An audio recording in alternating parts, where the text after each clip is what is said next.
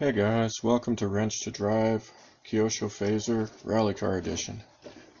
Been having some fun with this car, guys. It's rapidly becoming one of my favorites. As you can see, I've made some changes, and the result is that this body actually sits a little higher in the front than it should. This one doesn't have holes in it for this setup yet, so it looks dopier than it actually does. But the front end does sit a little bit higher now, and I'll show you why, guys. The one downside to this car, when you run big tires on it, is that the center of gravity moves up quite a bit. It makes it much less stable and much easier to roll over. And in the stock configuration, where you got about 25 mile an hour on 2S, not a problem. This brushless setup here is good for about 40 miles an hour, and at 40 she was getting pretty snaky, guys. And if you saw my speed run fail, you'd see it flipping over lots. I did get it working a lot better with street tires, and that's how I found out it does 40. There's some video of that coming, probably in this one, we'll see. So I'll show you. It does run pretty good, but even with street tires, guys, it's still pretty twitchy. Like you get a little frisky when it's going fast, and it rolls over on a whim. So I wanted to do some tweaking to fix that. And two reasons. Like, those street tires work a lot better than these cheap truck tires that I've been running off-road, guys, but these tires are actually really fun, and they are dirt cheap. I got these for less than $20 Canadian, which in US dollars these days is like 12 bucks. Stuff has gone up a lot right now, so I don't want to swear what you can get them for at this very minute, but these tires are not expensive, guys. Whatever you're paying for other tires, these are going to be less. If you see them for real money, don't bother. Like, they're not that great. They're not worth real money. To get yourself a rally setup with the Kyosho Fazer, you can start out and you can get there really simple.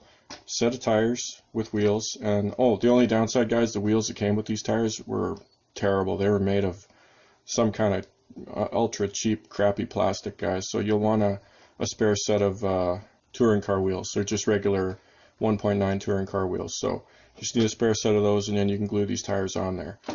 Cheapo $30 body, and you got yourself a highly capable, I don't know, approximately 8 scale rally car, guys, because you got those 10 scale rally cars, the big ones, guys, they're much bigger than a regular 10 scale car. Like, to me, this is much more of an 8 scale setup because these tires are the right size and whatnot.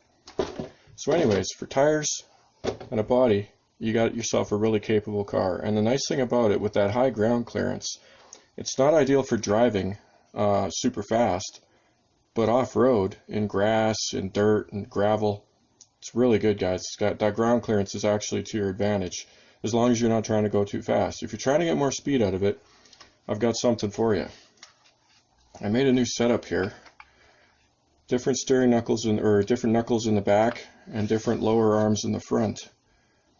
And what these do, they look a little dopey, but what they do is they move up the knuckle 7.5 millimeters, and in the back, same deal. Oops, here, let's try it from the back.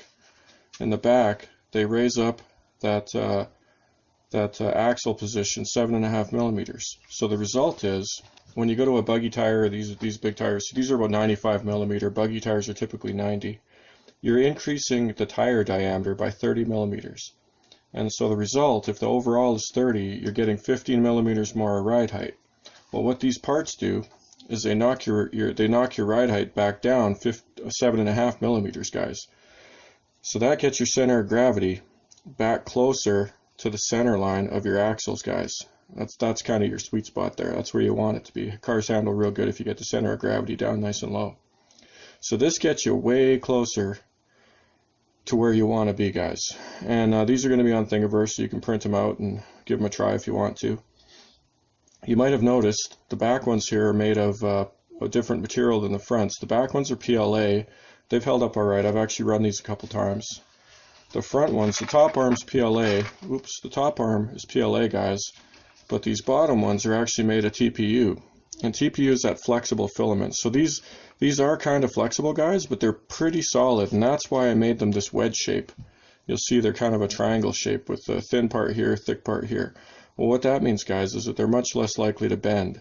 And the reason you don't want too much bending is that if you have a really hard side-on impact, it can actually mash the dog bone into the it can compress your driveline components, guys. You don't want that. That's a bad thing.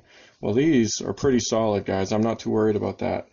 And the reason I got two of them now, I made a PLA one and a TPU one to start, and the PLA one broke in a big crash. And I mean, it was a big crash, guys. I was doing a good minimum 30 miles an hour, minimum, absolute minimum. These TPU ones are way tougher, by the way, guys. Just so you know, like it's crazy. If you can get your part to print out and it's not too bendy, TPU is awesome stuff, guys. So these front ones are TPU, and as you can see, they worked out all right. Everything seems to line up good. And in the front, not only did we raise the, we raised the axles, so we lowered the car. We also, the way I crunched the numbers, I wanted to put a little more toe into it, so toe out, because it's a four-wheel drive car. And the reason I wanted to do that is because it was so twitchy at high speed, guys. It would roll over so easy. And I wasn't super optimistic running these tires, but holy smokes, it made a massive difference. So the end result was I got some toe out, and I also added just a hair of camber. So when you see this running, it's a little more obvious with the body on at times, guys. There is a little more camber in there now. Not very much.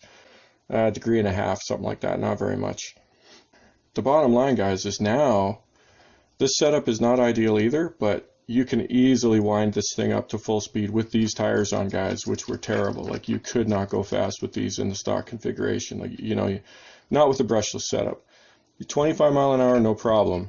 40, problem. So now, though, with this setup, she can absolutely just bomb down the road, wound to the coconuts. So that made a huge difference, guys. It's definitely an improvement. The only problem, guys, is that it's still a little twitchy when you crank the wheel too hard. And part of that, I mean, if you got awesome steering control and you're good at feathering it, and you don't accidentally get a little too frisky from time to time, you won't have much trouble. But at high speed, you definitely can't crank the wheel, guys. I mean, it's like a real car. If you crank the wheel of a real car when you're doing 100 miles an hour, bad things are going to happen. Well, same with this. Is it perfect? No. I mean, I think there's a little bit room for a better setup in there, but it's pretty good, guys. You can definitely go fast, and if you got some control, it's very drivable. And I mean, the only thing, guys, this thing is with 40 miles an hour, it's legit fast, guys. Like, if you got any kind of slippery conditions, you get her up to 40 and you try to slow her down, and you're going to have to scrub 20 miles an hour before you have any control whatsoever. I mean, it's floaty, it's like hydroplaning, driving on ice. When you're going full speed, this thing is a handful, guys. So, with 40 mile an hour top speed, this is not a beginner car anymore, guys. 25, pretty much a beginner car. 40, different story. So there you go. That's the update, guys. So this suspension, in my opinion, these mods, they work pretty well. I'd be real curious to see if anybody else likes them. If you're interested in the parts, check out my Thingiverse. Like I said, these tires are good. I'd show you the street tires I have, but I don't have them here. They work really well too, guys. They're very grippy. If anything, that's the only downside. They're a little too grippy. If you like sliding around, they're a little too sticky for that. There you go. That's me babbling on and on about the Kyosho Fazer. And the reason you're seeing so many of these video guys is that this car's fun. I have to admit, I like it a lot. It's not ideal, but it's not perfect, I guess, but it's fun. It's pretty capable, and this chassis has taken a lot of shit and abuse so far, guys. It's been rolled over many times, and I'm trying to think, have I broken a stock part? No, the only parts I've broken are 3D printed, so you really can't complain about that. And perfectly honest, guys, 100% straight up, running the stock motor in ESC and 2S, I don't think you're going to break any 3D printed parts either, unless you're not printing them very well. Like, if you're printing them for strength with a little extra heat, maybe a little extra flow, make sure that plastic is good and dense, heavy infill, guys.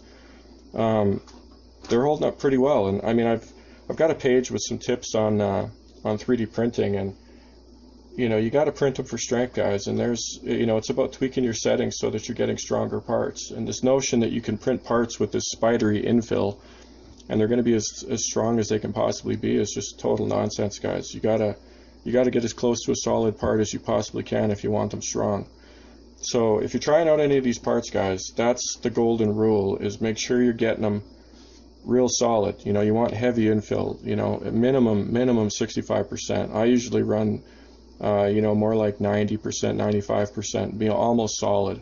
And the only reason I don't go 100% is because if you go 100%, it treats every layer as the bottom layer and it prints really slow.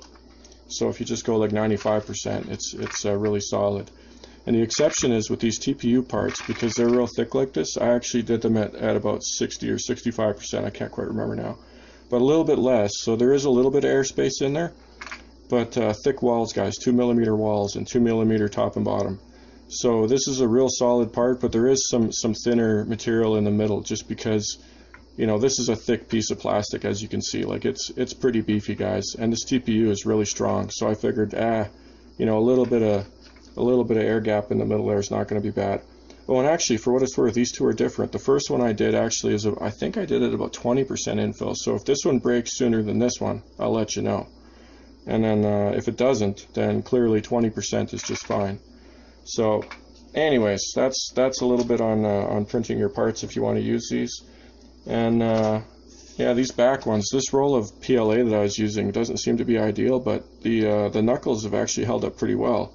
I haven't seen any real damage. That looks real shoddy there because it didn't print very well. It had a little bit of issues in the quality of the print there. This one turned out just fine. Oops, can we see that? Yeah, this one turned out much nicer, but doesn't seem to have hurt it, and you know, no breakage so far, so we'll see. Anyways, that's enough babbling. Enjoy the run footage, and yeah, as always, wrench to drive or drive to wrench.